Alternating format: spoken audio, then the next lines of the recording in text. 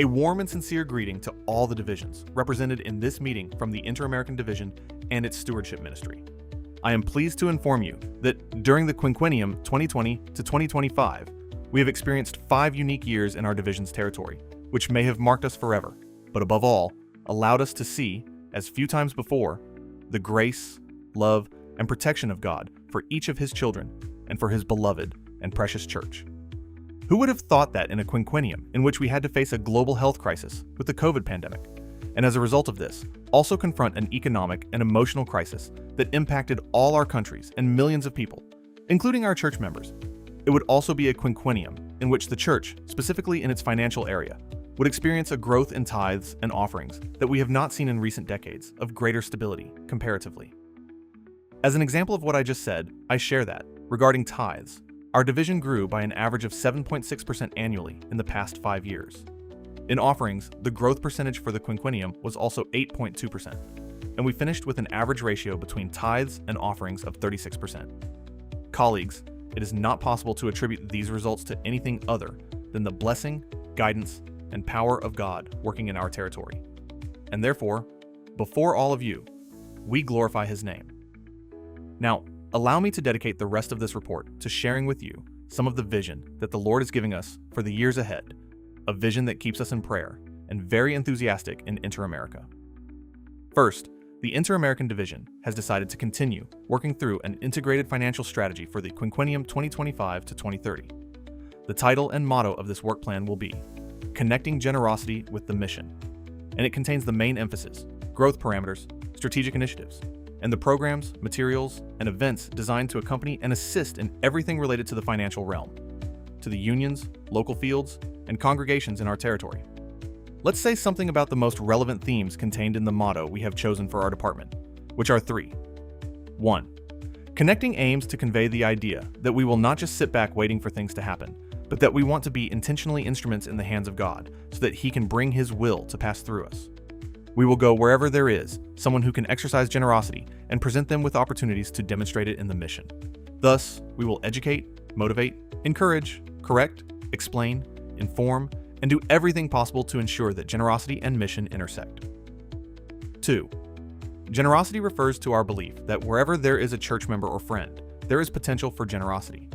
Therefore, we must identify those spaces or places where we can meet people, and without waiting for them to come to us, we will talk to them about their potential to make a significant difference in this world by investing generously in the work of God. We envision each church member as a potential treasurer of the Lord, encouraging them to exercise that potential for the glory of God. We will promote generosity, as the Apostle Paul did, presenting it as a virtue in which we can grow without limits, and that never goes without reward from God. 3. Mission, for its part, means that wherever there is a church, an Adventist school, a hospital or clinic, a publishing house, a bookstore, or a colporteur, wherever there is a means that God can use to carry forward the proclamation of His message, there is mission. We will tirelessly seek that these means receive financial support, connecting them with those whom God has blessed so they can be a blessing to His work.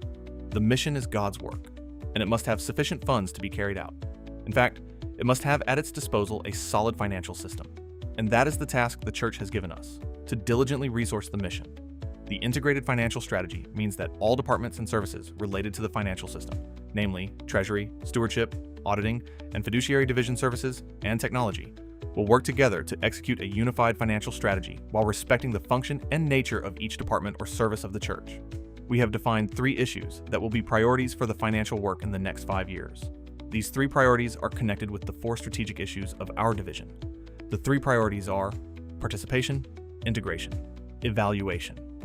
When we talk about participation in relation to finances, we specifically mean increasing the number of people who systematically, faithfully, and generously contribute financial resources exclusively to be used in fulfilling the mission of the church. Additionally, we talk about developing the full potential of the entire organizational structure we have, congregations, local fields, and unions. We want to reach the point where the main focus is not just on increasing the amount of funds entering the church's financial system, but on increasing the number of people participating in contributing the funds that enter.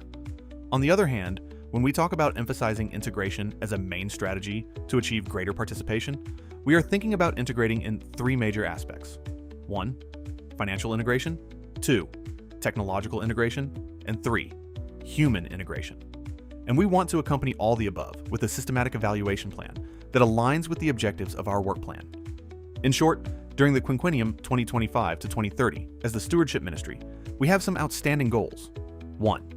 Work to increase participation in the Stewardship Plan by 15% of the current total participants during the quinquennium. This means achieving an average increase of 3% each year. 2. Seek integration with ministries that help us reach key groups in the church with the Stewardship Plan. 3. Launch the second part of the Until Found It plan, called Evangelism for Christians. We are confident in achieving these goals because we have the guidance of a God who has never failed us, and we have a talented body of workers in Inter-America, and more importantly, an enthusiastic, committed, and faithful membership. We also hope to count on your prayers. God bless you. Thank you very much.